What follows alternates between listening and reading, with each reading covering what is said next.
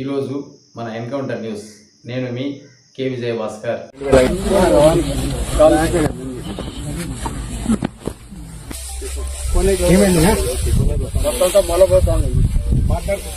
ఈసారి 2000 లోటుతో పడుతున్నది. ఎట్లా మా పరిస్థితి ఎట్లా అయితే ఈ వడ్లు ఎవరు తీసుకుంటారు? కుళ్ళిపోతాను, ఇది వేస్ట్ అయిపోతుంది. అవి ప్రభుత్వం వచ్చి అట్లా చూసి స్పందించి రేట్ మాకు పలికిరిస్తే అదన్నా. ముందుసారి 3000తో కొంటారు వడ్లు, ఈసారి మాత్రమా 3000 నూరుతో కూడా కొనింటారా? ఇప్పుడు మాత్రం 2000 నూరుతో కొనేకి ఎవరు రారా? అది కూడా ఎంత ఖర్చు పెట్టినారు? ఎంత ఎకరానికి 40,000 ఉంది సార్ ఖర్చు.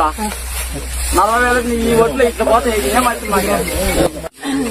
ఎప్పుడైతే కూటమి ప్రభుత్వము అస్తిత్వానికి వచ్చిందో ఆ రోజు నుంచి అతివృష్టి అనావృష్టికి గురి అవుతున్న రైతులందరినీ మనం చూస్తున్నాము. ఈ రోజు మనము పొలాల్లోనే డైరెక్ట్ గానే ఉన్నాము, రైతులతో ఈ రోజు ఇంటరాక్షన్ చేసుకుంటున్నాము.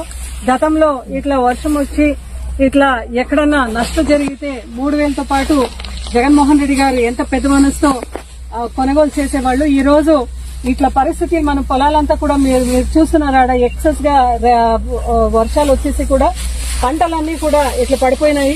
కనీసము గవర్నమెంట్ కూడా ఎక్కడ కూడా వాళ్ళు ఇంటర్ఫియర్ అయ్యి ఏం చేయాలా, రైతులకి ఎట్లా ఆదుకోవాలన్న పరిస్థితుల్లో ఈ రోజు ఆంధ్రప్రదేశ్ రాష్ట్రంలో కూటమి ప్రభుత్వం ఎక్కడ కూడా చర్యలు తీసుకుంటా లేదు. నిజంగా చాలా బాధాకరంగా ఉంది. ఎలక్షన్ కు ముందరైతే రైతులకు మంచిది చేస్తామని చంద్రబాబు నాయుడు గారు, పవన్ కళ్యాణ్ గారు, బీజేపీ వాళ్ళందరూ కూడా ఊరూరు కూడా వాళ్ళ మైక్ పట్టుకుని దెబ్బ కొట్టుకుని వచ్చినారు. ఈ రోజు రైతుల పరిస్థితి నిజంగా చాలా చాలా బాధాకరంగా ఉంది. ఇటువంటి రైతుల్ని మీరు ఆదుకోనాలి. కూటమి ప్రభుత్వం వాళ్ళందరూ కూడా ఇప్పుడైనా మీరు దిగి రావాలి, రైతులకు స్పందించాలి అని ఈ రోజు మేమందరూ కోరుకుంటున్నాము వైఎస్ఆర్సీపీ పార్టీ తరఫున. గతంలో అయితే జగన్మోహన్ రెడ్డి గారు రైతు భరోసాని ఓపెన్ చేసి ఇంటి ముందరికే ప్రభుత్వంని తీసుకుని పోయే పరిస్థితి మనం చూసినాం.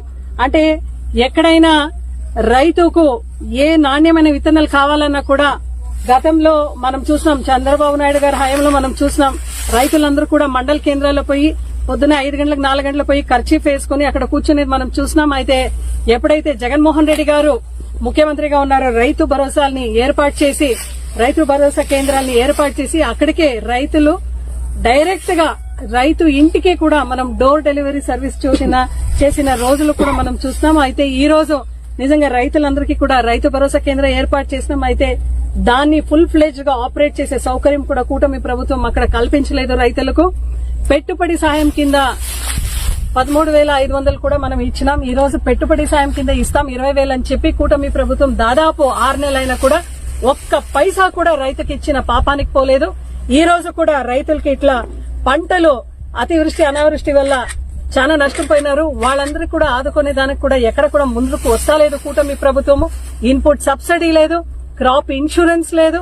అదే విధంగా ఎవరు వచ్చి కూడా ఇది ముందు కొనడం లేదు. రైతు పరిస్థితి ఎంతగా బాధాకరంగా ఉంది అంటే ఈ రోజు ఏ దళారులు అయితే మీ కమిషనర్లు అయితే మీ మిల్లర్స్ అయితే ఎవరైతే వచ్చి మధ్యలో ఏ రేటు పలుకుతారో ఆ రేటుకి ఇచ్చేస్తా ఉన్నారు రైతులు.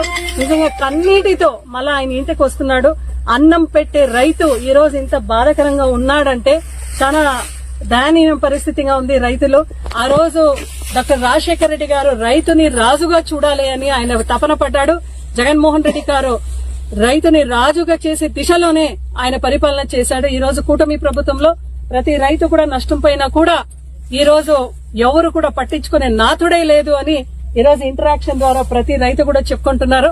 ఇప్పటికైనా ప్రభుత్వం దిగొచ్చి కన్ను తెరిసి ఇలాంటి రైతుల్ని ఆదుకోనాలని వైఎస్ఆర్సీపీ పార్టీ గట్టిగా డిమాండ్ చేస్తా ఉంది అని ఈ రోజు కూటమి ప్రభుత్వాన్ని మేము హెచ్చరిస్తున్నాం.